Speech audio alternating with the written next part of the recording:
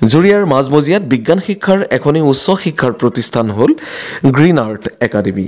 এই শিক্ষা প্ৰতিষ্ঠানটোৱে সফলতাৰে ৩টা বৰ্ষ অতিক্ৰম কৰিবলৈ সক্ষম হৈছে। এই বছৰো ১০০% ফলাফল দেখুৱাইছে এই বিদ্যালয়খনিয়ে। চলিত বৰ্ষৰ পৰা কেন্দ্ৰীয় চৰকাৰৰ নতুন শিক্ষানীতিৰ আধাৰত এই বিদ্যালয়ত পাঠদান কৰা হ'ব বুলি জনাইছে বিদ্যালয়টিৰ কৰ্তৃপক্ষই। আপোনাৰ যদি সন্তানটিক উচ্চতৰ মাধ্যমিকত বিজ্ঞান পঢ়ুৱাব বিচাৰিছে তেন্তে আজিয়ে গ্ৰীণ আৰ্ট একাডেমীৰ কৰ্তৃপক্ষৰ সৈতে যোগাযোগ কৰক। শ্ৰদ্ধাৰ সাংবাদিক বন্ধুসকল, আজি আমাৰ এই সংবাদমেল পতাৰ উদ্দেশ্যটো হ'ল আমি যোৱা ৩ বছৰে ইয়াত গ্ৰীণ আৰ্ট একাডেমী নামেৰে এখন স্কুল চলাই আছিলোঁ আৰু আমাৰ যোৱাবাৰৰ হায়াৰ ছেকেণ্ডেৰীৰ ফলাফল অতিকৈ ভাল আছিলে আৰু সৰ্বোত্তম নম্বৰ আমাৰ আছিলে পাৰ্চেণ্টেজ আছিলে 84%।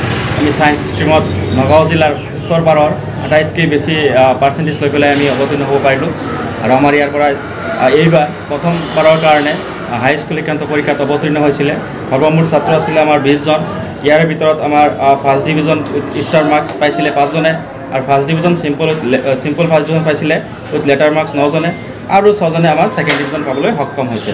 গতিকে আমি এই ছাত্ৰ ছাত্ৰীসকলক এই আপোনালোকৰ জৰিয়তে অভিনন্দন জনাইছোঁ আৰু ছাত্ৰ ছাত্ৰীসকলৰ উজ্জ্বল ভৱিষ্যত কামনা কৰিছোঁ। প্ৰথম কথা হ'ল আমি যোৱা 3 বছৰে আমি এই ইয়াত গ্ৰীণ আৰ্ট একাডেমী নামেৰে স্কুলখন আৰম্ভ কৰিছিলোঁ। আমি পূৰ্ণ সহযোগিতা আমি সকলো ৰাইজৰ পৰা অভিভাৱকসকলৰ পৰা পাই আছিলোঁ। আমি আগৰবাৰৰ নিচিনাকৈ এইবাৰো আমি হায়াৰ ছেকেণ্ডেৰী ফাৰ্ষ্ট ইয়েৰত এডমিশ্যন ল'বলৈ আৰম্ভ কৰিছোঁ।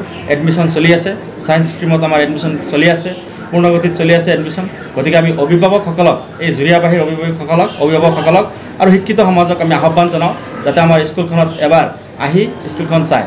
আমাৰ ইয়াত ফেচিলিটিসমূহ হ'ল, সুবিধাসমূহ এনেকুৱা ধৰণৰ, আমাৰ যিহেতু ছায়েন্স ষ্ট্ৰীমৰ ইয়াত ক্লাছবিলাক হয়, গতিকে বায়'লজি, ফিজিক্স, কেমেষ্ট্ৰি গোটেইকেইটা ছাবজেক্টৰ আমাৰ প্ৰেক্টিকেল ইয়াত ক্লাছসমূহ হয়। লেবৰেটৰী আমাৰ ইয়াত আছে।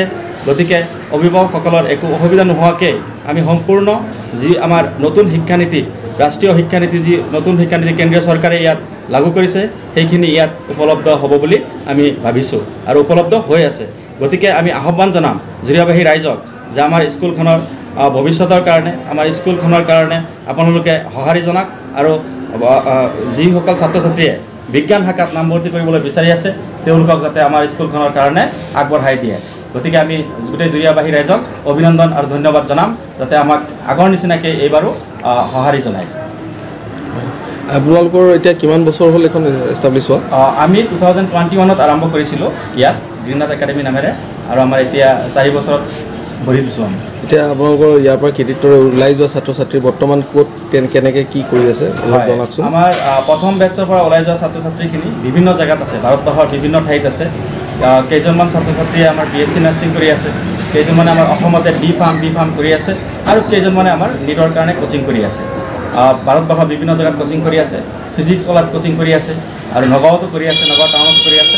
আজমল ছুপাৰপৰ্টিটো আমাৰ ইয়াৰ পৰা গৈছে আৰু তেওঁলোকে প্ৰথম অৱস্থাত নীটত ভাল ফলাফল প্ৰদৰ্শন কৰিবলৈ সক্ষম হৈছিল, যদিও এইবাৰ আৰু ভাল ফলাফল প্ৰদৰ্শন কৰিব বুলি আশাবাদী। এতিয়া বিভিন্ন সময়ত বিভিন্ন কথা ওলায়, কেৱল আপোনালোকৰ কথাই কোৱা নাই।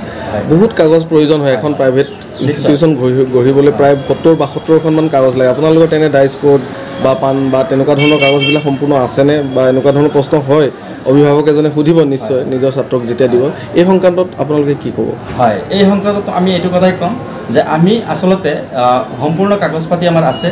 আমাক আসাম হায়াৰ ছেকেণ্ডেৰী এডুকেশ্যন কাউন্সিলে আমাক অথৰিটি দিছে আমাক এডমিশ্যন ল'বলৈ। আমি তেনেকৈ কৰি আছোঁ। আচলতে কথাটো হ'ল এনেকুৱা, আমাৰ চুটিৰপাৰ জাতীয় বিদ্যালয় নামেৰে এখন জাতীয় বিদ্যালয় আছে, 2006ৰ পৰা তাত চলি আছিলে। সেই স্কুলখনৰ লগত আমাৰ এমালগেমেটেড হয়। আমি তাত আছামিজ মাধ্যমৰ ক্লাছবিলাক কৰাওঁ আৰু ইংৰাজী মাধ্যম যিহেতু অতিকৈ পিছপৰা চৰাঞ্চল হয়, তাত ইংৰাজী মাধ্যমটো কৰিব নোৱাৰোঁ আমি। সেইকাৰণে আমি জুৰিয়াৰ নিচিনা জেগাত ইংৰাজী মাধ্যমটো আমি আৰম্ভ কৰিছোঁ। আচলতে ক'বলৈ গ'লে চুটিৰপাৰ জাতীয় বিদ্যালয়ৰ নামত আমাৰ গোটেইখিনি কাগজ পাতি আছে আৰু সেই কাগজ পাতিখিনি দি পেলাই আমি ইয়াত এনৰলমেণ্ট কৰাওঁ। তাত কোনো অসুবিধা তেনেকুৱা চৰকাৰী গাইডলাইন মতে হৈ আছে? চৰকাৰী গাইডলাইন মতে হৈ আছে। আমাৰ ইউডাইচ কোড আছে, আমি ষ্টুডেণ্টখিনিক পেন নাম্বাৰ প্ৰভাইড কৰোঁ আৰু দৰ্পণত আমাৰ দৰ্পণ কোড আছে, দৰ্পণত নামভৰ্তি কৰিব পাৰে।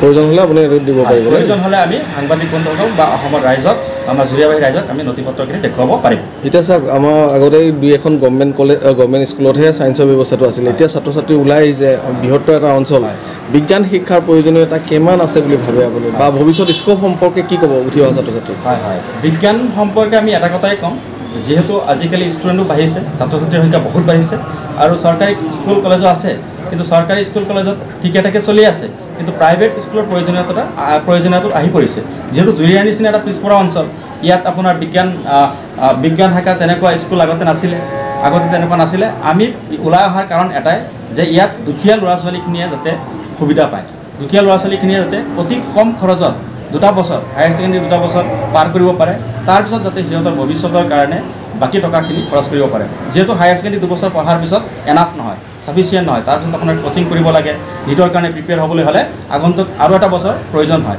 আৰু সেই এটা বছৰত বহুতখিনি খৰচ হৈ যায় গতিকে আমি দুখীয়া ৰাইজৰ সুবিধাৰ কাৰণে আমি আচলতে গ্ৰীণ আৰ্ট একাডেমি নামেৰে এই ছায়েন্স ষ্ট্ৰীমৰ স্কুলখন আৰম্ভ কৰিছিলোঁ আৰু এতিয়াও আমি দুখীয়া ছাত্ৰ ছাত্ৰীৰ কাৰণে আছোঁ সঠিক বিজ্ঞাপনে আপোনাৰ ব্যৱসায়িক দিব এক নতুন গতি তাৰ বাবে যোগাযোগ কৰক 7002171404 এই নম্বৰত